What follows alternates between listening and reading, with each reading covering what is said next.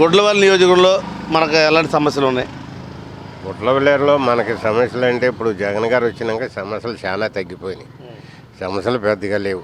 ఇవాళ వృద్ధాప్యంలో ఉన్నవాళ్ళు పంచాయతీ ఆఫీస్కి వెళ్ళి తెచ్చుకోవాలంటే మొన్న నెలలో నానా కష్టాలు పడ్డారు, నరకం అనుభవించారు.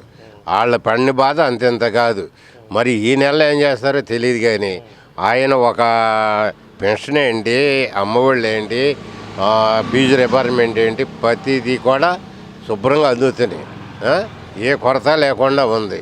ఇప్పుడు నేను చెప్పాలంటే ఏరే పార్టీ వచ్చిందనుకో, దానికి మనం లోబడి జీవించాల్సి వచ్చింది.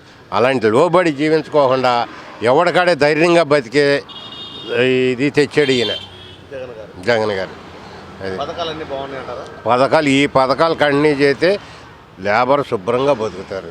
ఇంకా ఏమన్నా అయింది అయ్యుండి ఇంకా 2-3 పెంచినా లేబర్ శుభ్రంగా బతుకుతాడు. అంటే కొంతమంది పథకాలు ఇస్తున్నారని పనికి సరిగ్గా వెళ్ళట్లేదని కామెంట్ ఉంది. దాని గురించి మీ అభిప్రాయం? పథకాలు బాగానే ఉన్నాయి. పనికి వెళ్ళిపోతే అవును, వృద్ధాప్యంలో ఉన్నాయి. వాళ్ళు నేనున్నాను చేలో పని చేయమని. వృద్ధాప్యం కాదు, మిగతా వాళ్ళు ఎవరు? మిగతా వాళ్ళకి ఈ డబ్బులు ఎందుకు అందుతాయి నాన్న? వయసు వాళ్ళకి అందవు కదా.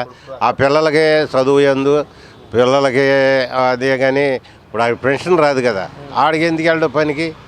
పిల్లలు ఉన్నారు, పిల్లలు చదువు అందు, వాళ్ళకి ఆయనే వాళ్ళకి నేరుగా అందేదట్టే వేస్తున్నాడు. ఇంకా వాళ్ళకి పనికి వెళ్ళకుండా ఎట్లా జరగదు కదా. నెక్స్ట్ జగన్ వస్తే ఇలాంటి ఈ పథకాలు కంటిన్యూ చేయాలనుకుంటున్నారా, కొత్త ఏమైనా కావాలనుకుంటున్నారా?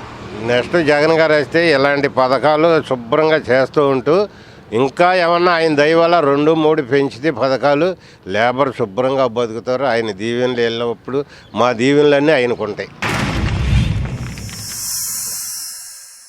Like and subscribe Eagle Media Works.